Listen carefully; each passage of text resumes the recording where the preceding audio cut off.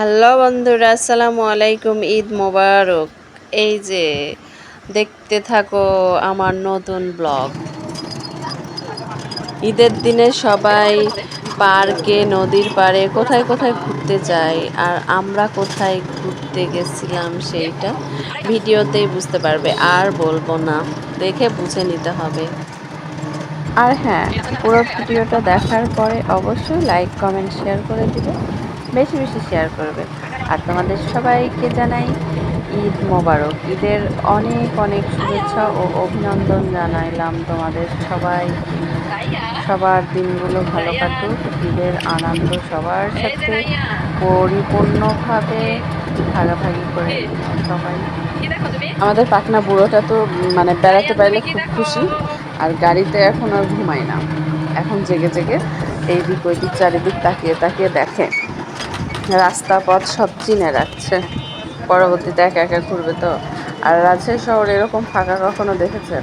আর ঈদের দিন বলে, আর কোরবানি ঈদ, বিশেষ করে কোরবানি ঈদ ছিল। কোরবানি ঈদের দিনে তো সবাই মাংস কাটাকাটি এসব নিয়ে ব্যস্ত থাকে, কোরবানি নিয়ে ব্যস্ত, এই কারণে রাস্তাঘাট দেখেন পুরো ফাঁকা, রাজশাহী শহর পুরো ফাঁকা। খুবই ভালো লাগলো ঘুরতে। আসলে ঘুরতে না তো, আমরা বিশেষ একটা কারণে আমরা যাচ্ছিলাম, সেটা কি বলবো না, তোমরা ভিডিওর লাস্টের দিকে দেখলেই বুঝতে পারবে। এটা হচ্ছে রাজশাহী জেলখানা, জেলখানার বাউন্ডারি। তো অবশ্যই ভিডিওটা পুরোপুরি দেখে লাইক, কমেন্ট, শেয়ার করো। ভালো থেকো। আবারও ঈদ মোবারক, ঈদ মোবারক, ঈদ মোবারক। আসলে ঈদ উপলক্ষে এত সুন্দর করে সাজানো আছে এই জায়গাটা, খুব ভালো লাগলো। কালকের জন্য দেখো সবাই হ্যাপি মুডে আছে। কতটা হ্যাপি যার যার কাছে শেষে জানে। যেমনই জায়গা হোক না কেন, সেটা যদি সাজানো গোছানো সজ্জিত হয় তো অবশ্যই ভালো লাগে। ঈদ উপলক্ষে অনেক সুন্দর করে সাজিয়েছে, ভালো লাগলো। এই যে রায়ান বাবু তার দাদুর কোলে বসে এইদিক ওইদিক ফুলের খেলনাগুলো সাজানোগুলো দেখছিল খুব আনন্দের সাথে।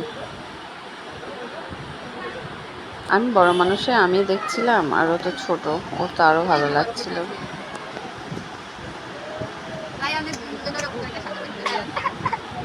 ভিআইপি আকারে সাজানো হয়েছে এই জায়গাটা।